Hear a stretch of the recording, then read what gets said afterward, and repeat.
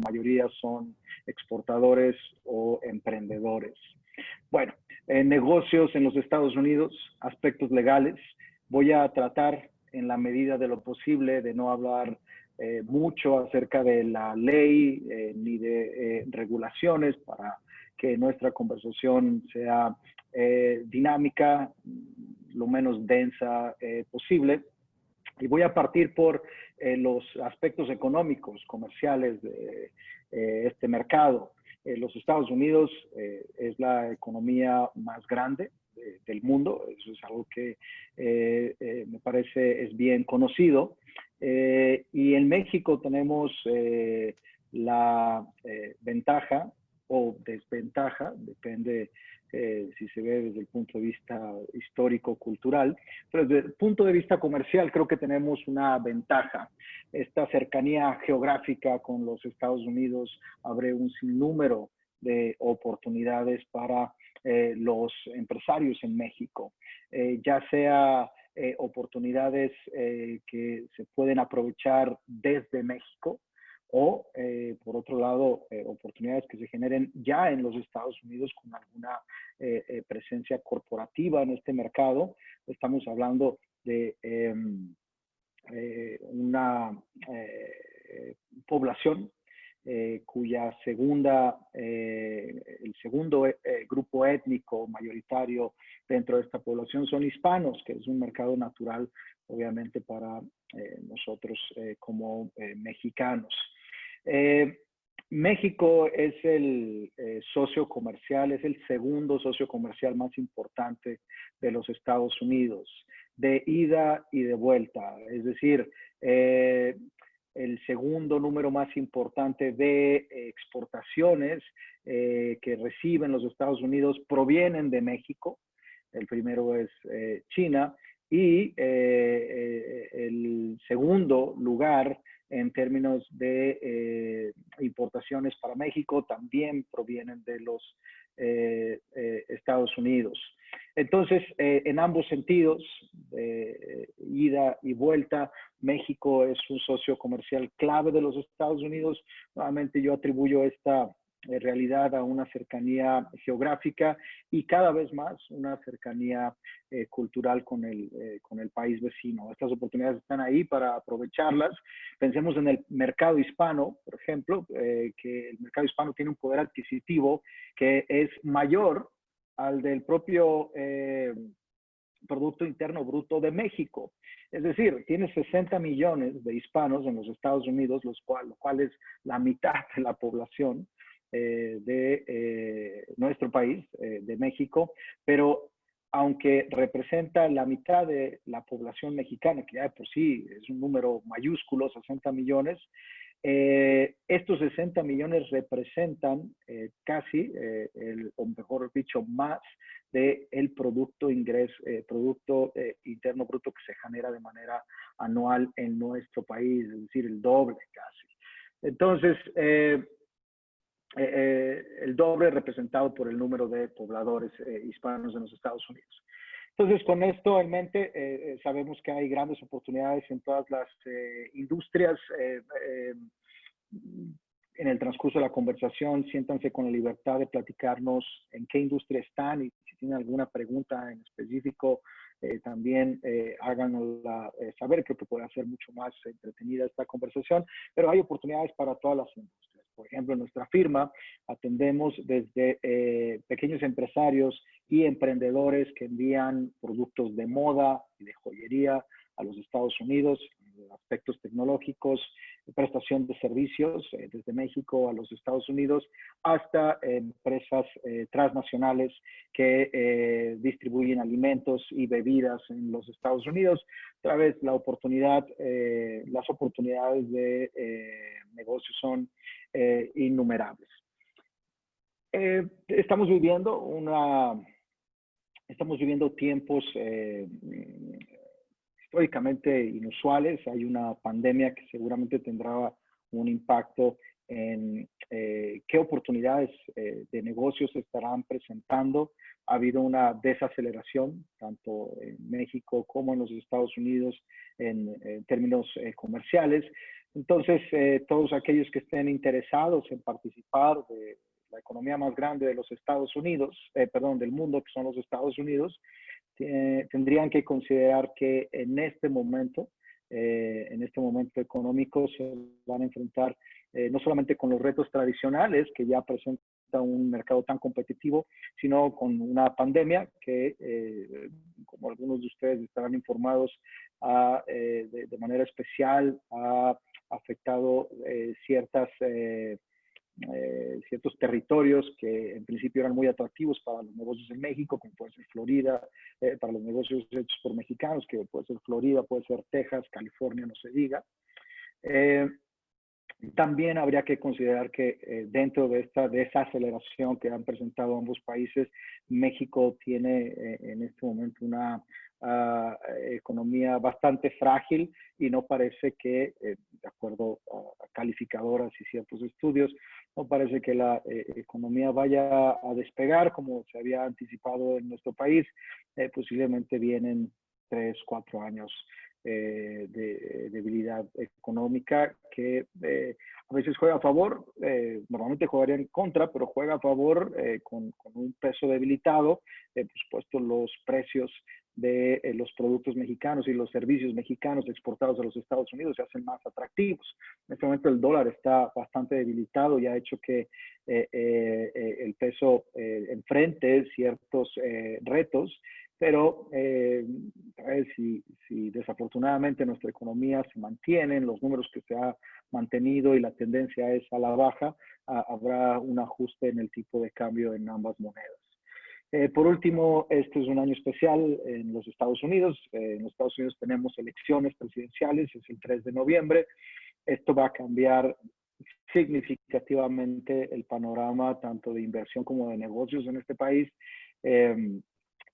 Venimos de una administración que, bueno, más allá de lo cuestionable y reprobable del enfoque que tiene este presidente, hay un ambiente económico pro-business, se puede decir, con tasas impositivas bastante bajas. Cuando llegó Trump se hizo la reforma más importante en aspectos fiscales, lo cual llevó la tasa impositiva de las corporaciones, casi la redujo en un tercio, pasaron del 33% al 21%, lo cual obviamente generó un impacto de consumo y productividad interesante dentro de los Estados Unidos, pero viene Biden, o posiblemente viene Biden, de acuerdo a las encuestas. Bueno, aquí ya nadie le crea las encuestas, pero posiblemente una administración demócrata cambiará este tratamiento tan cómodo fiscalmente que se les había dado a los negocios. Seguramente incrementará impuestos y también reducirá en cierta medida el gasto público en sectores que Trump había estado favoreciendo. Entonces, todos estos son, como pueden ustedes ver, elementos que van a influir en el envío de un par de zapatos desde México, el envío de tomates, la prestación de servicios de mercadotecnia digital, que son bastante usuales entre algunos de nuestros clientes. Todos estos son fenómenos que estarán jugando un rol en los próximos años en las oportunidades que pueda ofrecernos el mercado norteamericano a los exportadores mexicanos. Bueno, sin más preámbulo, voy a pasar de inmediato a temas de tipo legal. Como lo mencioné, en la medida de lo posible aligeremos el contenido regulatorio y voy a tratar de compartirles casos en específico de clientes nuestros, por supuesto sin revelar el nombre, dada nuestra responsabilidad en cuanto a la manutención o mantener la confidencialidad de nuestros clientes. Pues voy a compartir casos reales que seguramente harán mucho más dinámico y entretenido esta conversación. Bueno, en principio hay dos maneras de llegar a los Estados Unidos. Uno, a través de posiblemente una relación de suministro desde México, donde en México se producen ciertos bienes o se prestan ciertos servicios y desde México se hace una exportación a los Estados Unidos. Puede ser un suministro, puede ser a través de la distribución, puede ser a través de agentes comerciales en los Estados Unidos que se encargan de hacer la importación de sus bienes, o algo que ha venido creciendo bastante en los últimos años, afortunadamente, es e-commerce. Un sinnúmero de emprendedores en México están utilizando plataformas digitales para desde Culiacán, León, Guanajuato, Ciudad de México, comercializar productos que se fabrican, se producen en México y se entregan a clientes en los Estados Unidos a través de una plataforma como ya puede ser Amazon, como puede ser las propias plataformas de cada uno de estos emprendedores. Ese es el primer escenario.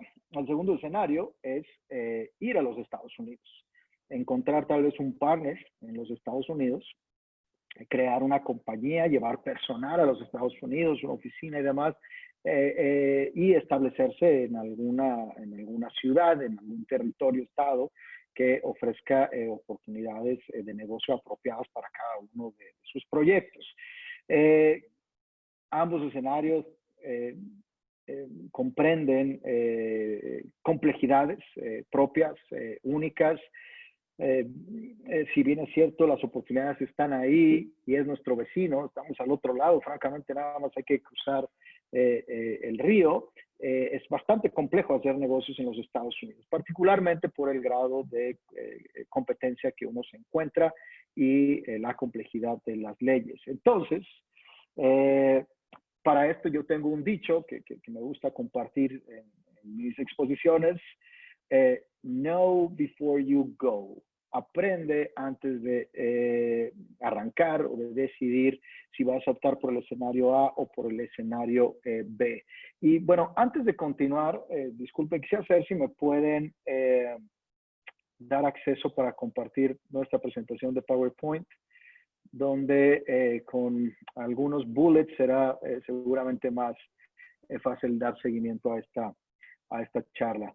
¿Me pueden confirmar, por favor, si se está compartiendo? Sí, se está compartiendo, Miguel. Sí, yo la puedo ver. De acuerdo, muchas gracias. Bueno, este dato ya lo platicamos, hablábamos de la diversidad en oportunidades que presentan los Estados Unidos. Esta es una gráfica de 2018 que presenta qué sectores industriales son los que tienen una mayor participación desde México hacia los Estados Unidos, es decir, qué productos mexicanos son los que tienen mayor demanda en los Estados Unidos, mayor circulación. Por supuesto está el tema de la industria automotriz, que es más del 50%, que es más de un tercio de las exportaciones que se realizan en los Estados Unidos. Productos electrónicos, productos de cómputo, materiales, petróleo y demás, pero tenemos que más del 50% provienen de otras industrias tanto tradicionales como de innovación, como otra vez lo mencioné, puede ser la agricultura, la manufactura de bienes de consumo, productos de moda, joyería, muebles y demás. Paso a la siguiente, habíamos hablado de dónde se tiene que iniciar y bueno, la siguiente laminilla es la que quiero compartir con ustedes. Hay que conocer antes de cruzar esa línea. Y creo que el primer paso a dar más responsable es, hay que conocer quién es nuestro cliente, quién es el consumidor de nuestros productos o nuestros servicios. Es un cliente hispano, entonces tal vez mi empaque puede ir en inglés y en español. Es un cliente sajón o de alguna otra grupo étnico, a veces el producto tiene que llevar un empaque que sea que resuene con ese tipo de cliente. ¿Cuáles son sus gustos? ¿A qué tiempos tengo que entregar? Las garantías que debería de ofrecer, etcétera. Entonces, independientemente del escenario que elijas, debes de tener muy claro quién es tu cliente. Segundo, ¿en qué mercado estás participando? Y por mercado me refiero, ¿quiénes son tus competidores? ¿Qué están ofreciendo tus competidores? De tus competidores puedes aprender, por supuesto, sobre todo si estás por iniciar esta aventura de negocios en los Estados Unidos. Un tip, un consejo que podríamos compartir es vean qué están haciendo su competencia y aprendan del camino que ellos ya recorrieron. También es importante conocer quién es tu partner en los Estados Unidos, quién es tu aliado comercial. Pensemos que es un distribuidor. Bueno, ¿cuál es el prestigio que tiene este distribuidor en los Estados Unidos? ¿Es alguien respetable dentro de la industria? ¿Paga a tiempo? ¿Puedo comprometerme a una relación de largo plazo y demás? Es importante conocer, ¿sabes quién es tu aliado comercial en los Estados Unidos? Y bueno, la respuesta o algunas de las respuestas o de las estrategias más que respuestas que ustedes pueden aplicar para ir por cada uno de estos pasos las comentaremos en esta presentación. Por supuesto, conocer cuáles son las reglas. La gran mayoría de la regulación que aplicará en los Estados Unidos es de alguna forma diferente a lo que usualmente conocerían en México. Es decir, hay regulaciones, por ejemplo, el etiquetado de productos que son menos restrictivas en los Estados Unidos. Como sabemos, en México, COFEPRIS y demás órganos de regulación suelen ser bastante estrictos con los requisitos y cumplimiento de esos requisitos en cuanto a etiquetado de productos de consumo. En los Estados Unidos, la autoridad, que es la FDA, bueno, si bien es cierto los requisitos no son tan estrictos, su cumplimiento tal vez lo sea. Entonces cambian las reglas dependiendo de qué lado de la frontera estés, y aquellos que se dedican a las exportaciones o interesados en exportar a los Estados Unidos deben de conocer ambas reglas de ambos lados de la frontera. Y por supuesto hay que proteger su marca, y eso me da paso al primer tema que tocaremos. Vamos a tocar 3 temas dentro de esta conversación. El primero es propiedad intelectual, el segundo va a ser contratos y el tercero va a ser sociedades o entidades de negocios en los Estados Unidos. ¿Sabes? En principio suenan términos muy técnicos legalmente, pero irán ustedes identificando que todo esto es información aterrizable a casos en concretos. Entonces, propiedad intelectual, que es el primero de los temas que estaríamos analizando, es la base de todo su negocio en los Estados Unidos. Refleja quién eres tú como empresario, refleja qué es tu producto, presenta la identidad de tu producto, y por otro lado tiene ciertas ventajas en caso de algunas invenciones, tratándose de patentes o de secretos industriales, o también tratándose de softwares a través de derechos de autor. Entonces, hay 4 campos de propiedad intelectual que usualmente estarían jugando un rol en exportaciones a los Estados Unidos. El primero y más importante siempre es la marca. Entonces, ¿qué hay que hacer? Pues hay que tratar de proteger la marca de mi producto o de mi servicio en los Estados Unidos, de manera que se me reconozca a mí como el usuario exclusivo de ese nombre o de ese identificativo. Entonces, antes posiblemente de entrar en contratos con distribuidores en los Estados Unidos o con socios comerciales en los Estados Unidos, hay que asegurarnos que el nombre sea nuestro nada más. Eso eventualmente nos va a ofrecer una ventaja. ¿Y cómo nos aseguramos de que ese nombre sea de uso exclusivo de nuestro producto, de nuestro servicio, obteniendo un registro de marca? Los registros de marca en los Estados Unidos, en términos de costos, son relativamente accesibles. Es un procedimiento también relativamente claro de entender o fácil de seguir. Entonces es un paso obligado, es un paso recomendado para todos aquellos que estén interesados en hacer negocio en los Estados Unidos, registren su marca.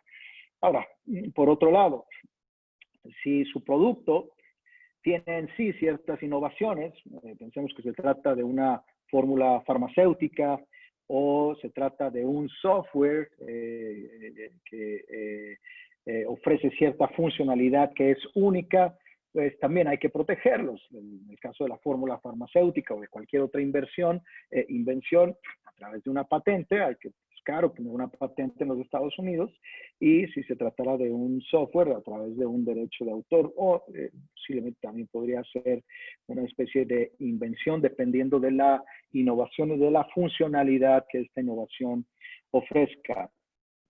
Ustedes podrán decirnos, bueno, yo ya tengo registrada mi marca en México, entonces estoy listo.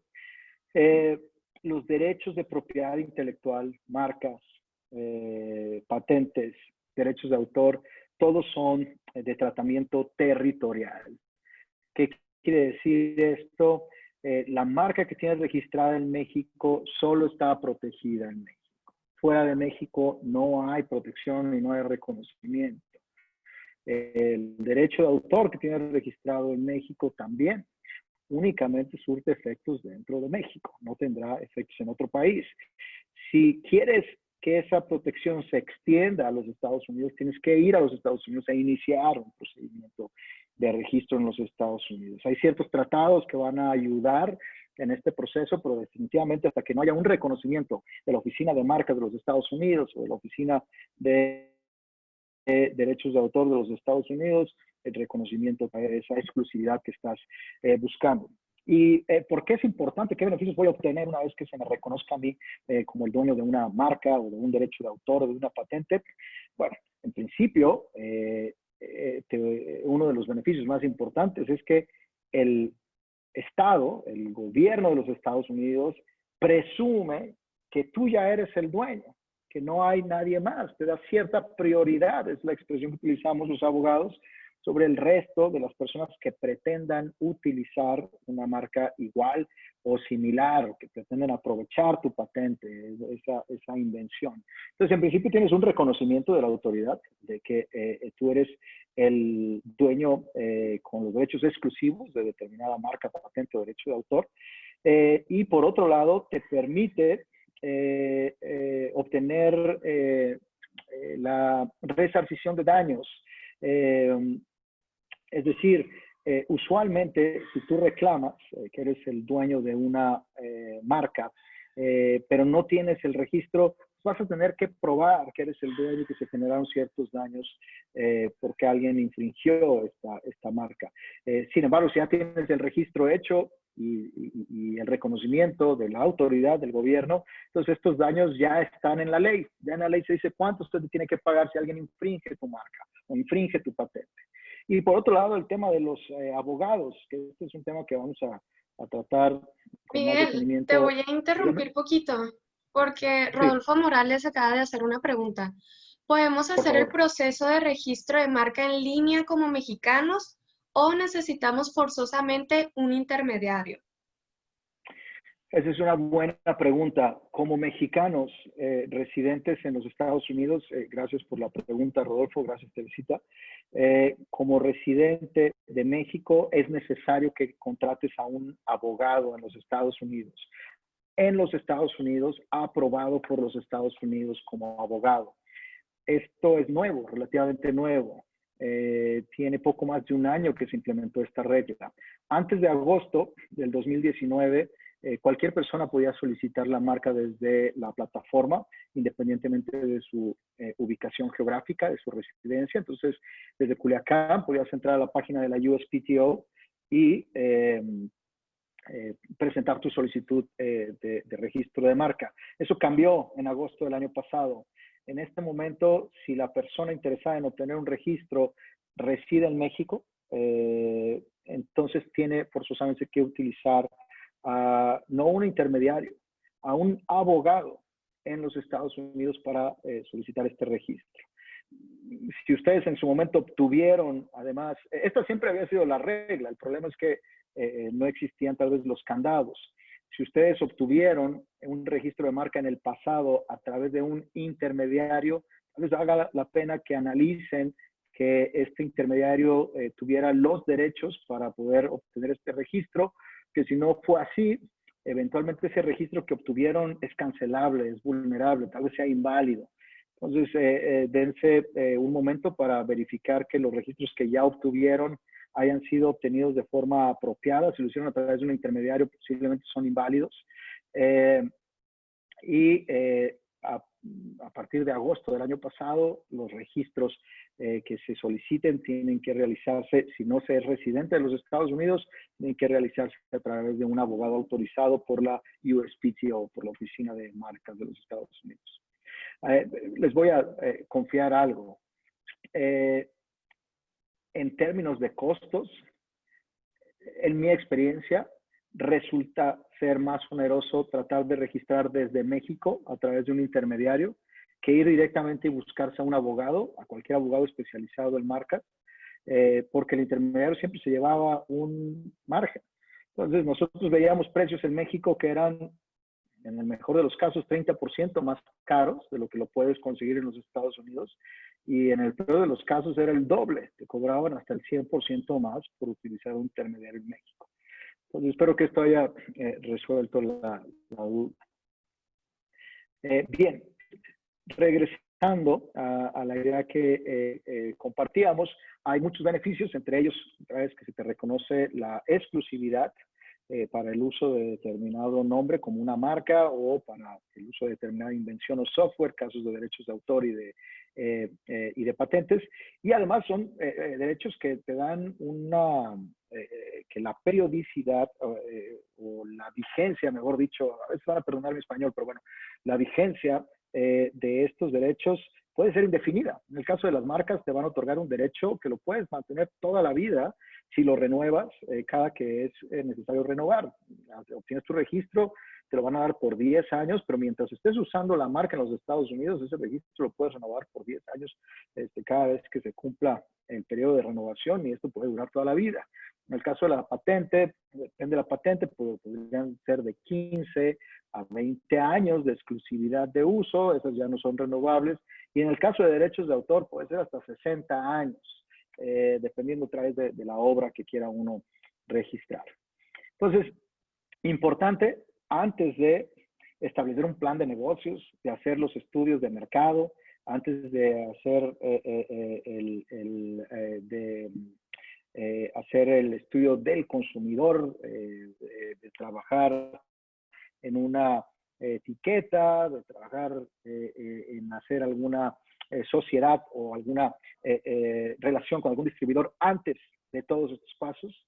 El primer paso, siempre recomendado, obligado, es asegúrate de que lo que dice ser tuyo es realmente tuyo en los Estados Unidos, y eso lo haces a través del registro de tu propiedad intelectual. Marcas, patentes, derechos de autor. Bueno, si hay una pregunta más acerca de este tema, conforme vamos avanzando, por favor, con toda libertad. Sí, Vamos a pasar a un tema que... Miguel, Dulce Aguirre pregunta, ¿cómo se llaman las oficinas de la patente en USA? Ok, se llama USPTO, en español es U de uva, S de Saúl, P de Pedro, T de Tito, O de oso. Ustedes pueden ir a cualquier buscador en su laptop, su computadora, buscar estas siglas, y de inmediato el primer resultado que van a encontrar es la Oficina de Marcas y de Patentes de los Estados Unidos. Esta página es fantásticamente educativa, increíblemente educativa. Tiene mucha información, es muy clara, tiene algunos ejemplos, tiene incluso algunos videos que les van a permitir conocer tanto de forma general como a detalle los procedimientos para obtener los registros de marcas y de patentes. Para derechos de autor es una oficina diferente, pero desafortunadamente la Oficina de Derechos de Autor, su página es prácticamente innavegable. Es una página que no han actualizado en muchos años, y cuando digo muchos años, estoy hablando de 20 años. Pero la oficina de marcas y de patentes sin duda es fácil de navegar y muy user-friendly, como se dice en inglés. Muchas gracias, ya anotado. Gracias por la pregunta. Bueno, vamos a pasar a contratos, y esto es algo que seguramente muchos de ustedes están viviendo hoy en día o muy pronto estarán experimentando, y son contratos. Relativamente pronto, digamos que en la curva de aprendizaje o de exploración o de incursión en los Estados Unidos, relativamente pronto se van a encontrar con la oportunidad de distribuir en los Estados Unidos su producto, o de ofrecer en los Estados Unidos su servicio a través de un agente. Es muy común en los Estados Unidos que este tipo de relaciones se formalicen en un contrato escrito.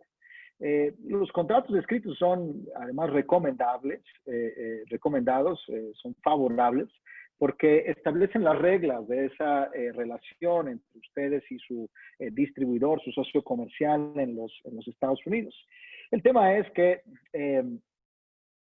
en los Estados Unidos hay una cultura de contratación que tal vez incorpora elementos que en México no estamos siempre habituados a negociar. Entonces voy a hablar de algunas de las cláusulas más comunes que ustedes se van a encontrar en estos contratos, y vamos a tocar usos y costumbres de la cultura de negocios de los Estados Unidos, que también difieren un poco de cómo hacemos las cosas en México. Bueno, el primer término que seguramente ustedes encontrarán, vamos a buscar un supuesto. Pensemos que ustedes cultivan tomate en Sinaloa, y hay un comprador o varios compradores interesados en su producto en los Estados Unidos.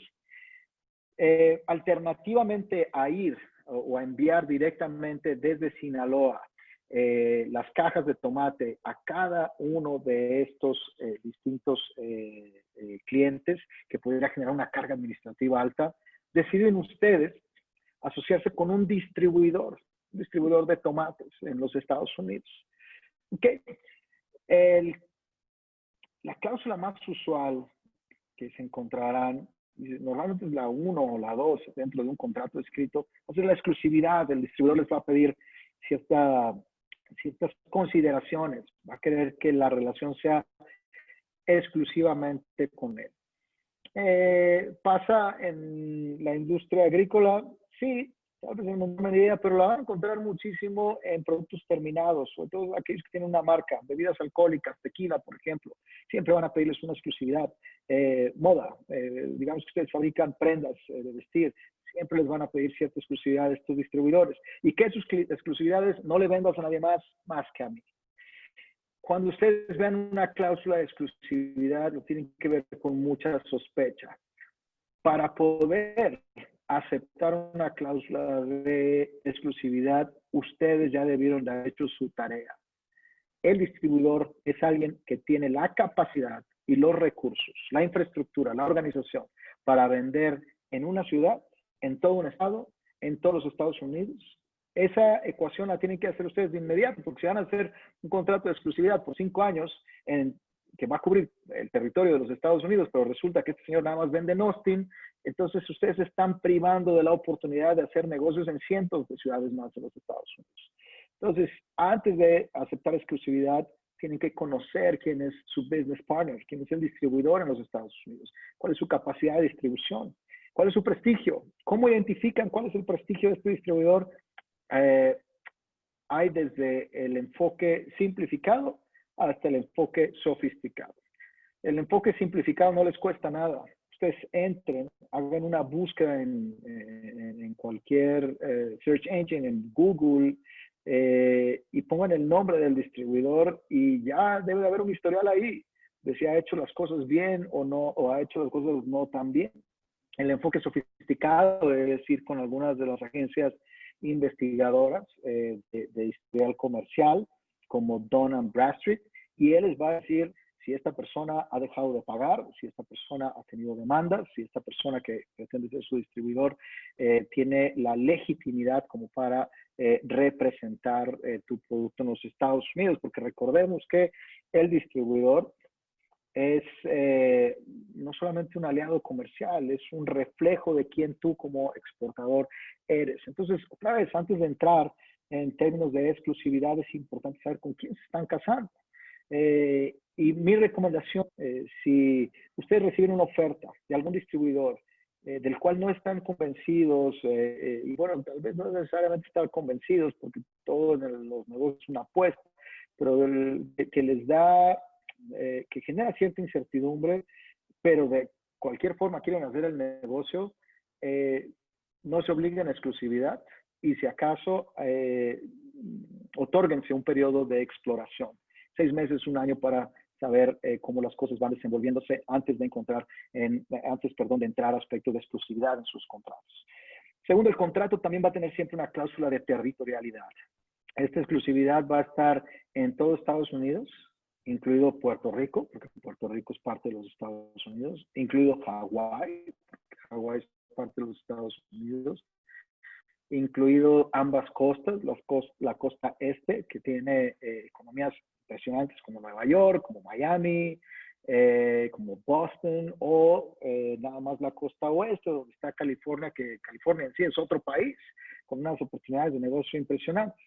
Entonces, otra vez, si su distribuidor no tiene la capacidad para hacer para abarcar todo el territorio de los Estados Unidos, tal vez quieran limitar la territorialidad. Ok, te voy a dar la exclusividad, pero vas a nada más en Florida, o te lo voy a dar únicamente en el norte de California, ¿no? De San Francisco hacia arriba, para que me dejes Los Ángeles y explorarlo con otro distribuidor.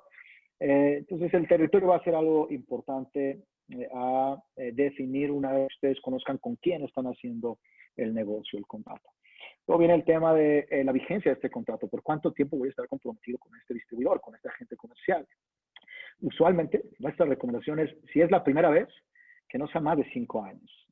Incluso si se puede hacer de 1 a 2 años como periodo de exploración, háganlo por 1 o 2 años, porque 1 o 2 años ustedes van a estar obligados a cumplir tanto con aspectos de exclusividad como de territorialidad y las demás condiciones y los demás términos que vengan incluidos en este contrato. Entonces, que la duración sea corta si la relación es nueva, y ya si es una si es una relación que está aprobada con cierta efectividad, pueden explorar 10, 20 años.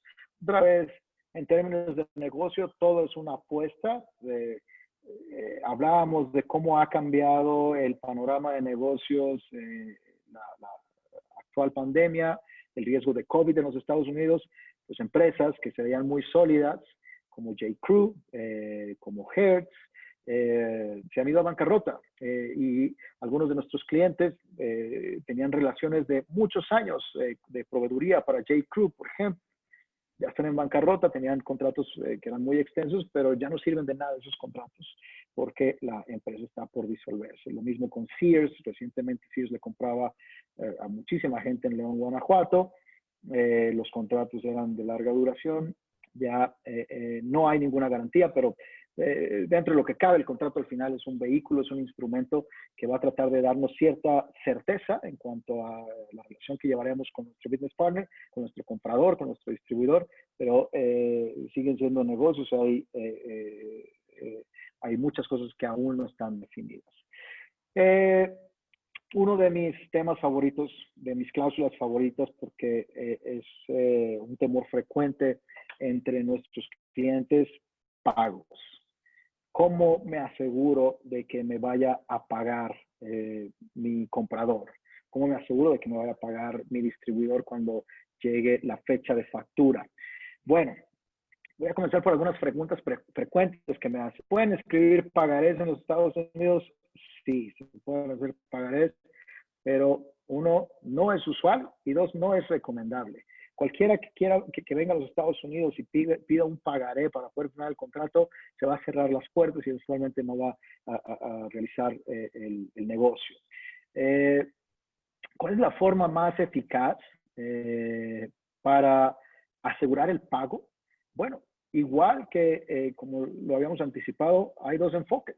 El enfoque simplificado, pero muy efectivo, francamente, y el enfoque sofisticado o técnico.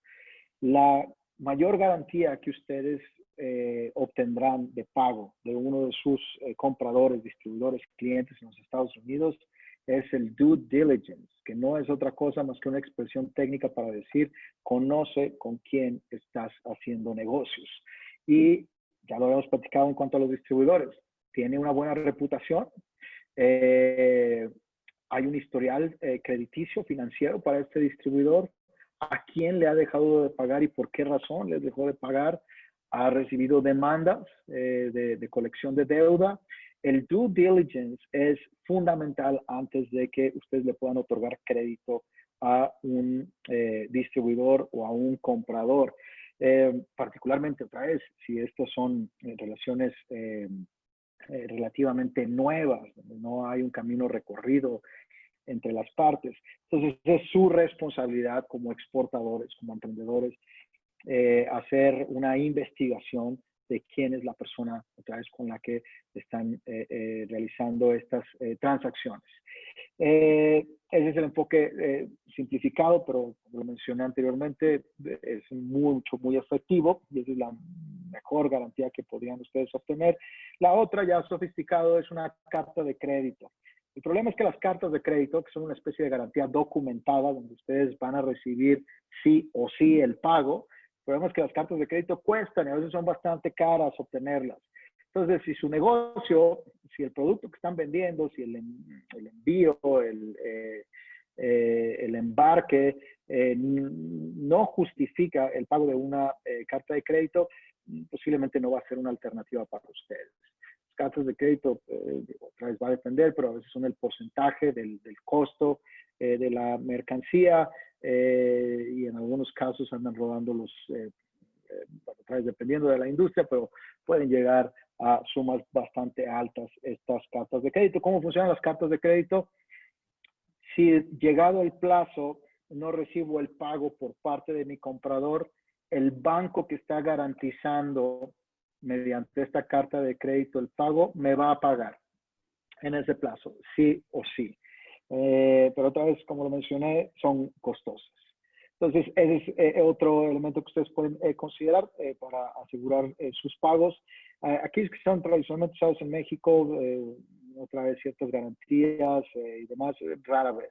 Estas existen en los Estados Unidos, sí, pero tienen lugar casi siempre después de que te viene el problema. Ya cuando ya no te pagaron, entonces tienes que negociar ahora un contrato de colección de deuda o de pago o repago, y ahí entonces sí ya empiezas a establecer ciertos intereses legales, es decir, embargos y demás en equipo o en propiedades o ciertos pagares. Por último, una cláusula también muy común que ustedes van a encontrar y que a algunos de nuestros clientes les confunde, les envía el mensaje equivocado, es la ley que aplicará al contrato y las cortes que se van a encargar de aplicar esa ley dentro del contrato. Es decir, todos los contratos, que como lo mencioné, son las reglas del juego, es un documento que incorpora los términos y condiciones de una relación, siempre deben de estar sujetos a alguna autoridad, porque si una de las dos partes no cumple, necesitamos que alguien venga y la obligue a cumplir o me resarza el daño que ocurre por el incumplimiento de ese contrato. Y ustedes van a encontrar normalmente que su distribuidor o su comprador eligió la ley de los Estados Unidos, particularmente la ley de un estado, porque está federalizado, pero que va a ser la ley de California, por ejemplo, para este embarque de tomates del que habíamos hablado. Y el abogado normalmente del cliente en México, el abogado en México le dice, no, la ley en California no, porque no la conozco. Que sea la ley de México y las cortes de México, porque aquí es donde yo estoy autorizado para defenderte. Esa es normalmente la opinión del abogado mexicano que está representando al exportador. Bueno, wrong. Ese es el enfoque equivocado. ¿Por qué razón? Bueno, ¿dónde están tus activos en caso de incumplimiento? Tus activos están en México. Ahí es donde tienes tus tierras, ahí es donde está tu mercancía, ahí es donde está tu patrimonio. En caso de que el que incumpla seas tú, esperamos que no sea el caso, pero en caso de que el que incumpla seas tú, el exportador mexicano, entonces estarás sujeto a las leyes de México y a las cortes de México, que sin duda tienen jurisdicción sobre ti, pueden ir a hacerte los embargos, pueden ir y ejecutar ciertas sentencias que hayan sido desfavorables para ti. Entonces, estás al alcance de y a la merced de el distribuidor o comprador en los Estados Unidos porque incumpliste el contrato. Al distribuidor o comprador de los Estados Unidos no les cuesta nada venir y contratar otros abogados mexicanos. Uno pensará que porque está la línea de por medio no van a venir a por ti. Sí, si la ley es México y las cortes son mexicanas, van a contratar un buen despacho, seguramente en México, y van a hacer ejecutar esta sentencia. Por el otro lado, si el que no cumplió fue el distribuidor, digamos que no te pagó, te dijo que la mercancía estaba defectuosa y decide no pagar o se desaparece, lo que haya sido, y tú vas y lo demandas en México, sin duda vas a ganar. Vas a ganar porque no se va a venir a defender. ¿Y por qué no se va a venir a defender? Porque las leyes mexicanas no tienen jurisdicción sobre este distribuidor, este comprador en los Estados Unidos. Entonces él va a decir, sí, ganaste en México, tienes una sentencia que te dice que eres un ganador, pero esa sentencia es un papel que vale nada. Que esa sentencia no la vas a poder venir a ejecutar aquí a los Estados Unidos, porque las leyes y las cortes de los Estados Unidos no dirimieron, no resolvieron esta disputa. Entonces ganas en México, como tu abogado te lo dijo, pero lo que ganaste fue una sentencia en papel que puedes enmarcar en tu oficina porque no va a servir en ningún otro lugar. En cambio, si ustedes establecen, acceden a que las leyes que apliquen sean las leyes de los Estados Unidos y sean las cortes de los Estados Unidos las que eventualmente exijan el cumplimiento de estos contratos, entonces casi en todos los escenarios, porque siempre hay excepción a la regla, pero casi en todos los escenarios les va a ser más favorable. ¿Por qué razón? Si ellos no les dejan de pagar, si ellos les dejan de pagar y el distribuidor comprador tiene su cuenta de banco en los Estados Unidos, tú vas a una corte, en Texas, en California, que es donde tenemos el ejemplo, y posiblemente hagan un embargo de esas cuentas. Entonces ya hay un incentivo para pagar. ¿Te va a hacer caro? Sí, te va a hacer caro porque los abogados en Estados Unidos son significativamente más caros de lo que pagas en México. Otra vez depende de cada abogado. Pero por lo menos tienes un sistema legal que juega a tu favor porque aquí es donde es vulnerable el comprador y el distribuidor. Aquí está su patrimonio. Entonces las leyes y las cortes de los Estados Unidos las puedes utilizar para ir sobre este patrimonio. Por esa razón, normalmente nos inclinamos, y como les digo, esta es la regla general, puede haber excepciones, normalmente nos inclinamos porque si el contrato dice que la ley sea California y las cortes de California, ustedes digan que sí, al final del día funciona a su favor. Ahora, aquí voy a hacer un asterisco importante, que es un tema que previamente no toqué. El tema de las costas legales. ¿Qué quiere decir costas legales? Usualmente en México, si ustedes entran en una disputa legal, en un litigio, el que pierde ese litigio normalmente va a pagar los honorarios y los costos legales de la parte ganadora. Me parece que esa es la regla en México, de forma generalizada. Sin embargo, en los Estados Unidos no funciona así. En Estados Unidos existe algo que le llamamos de American Law, de American Rule, perdón. The American Rule, tratándose de costas legales, indica que a cada una de las partes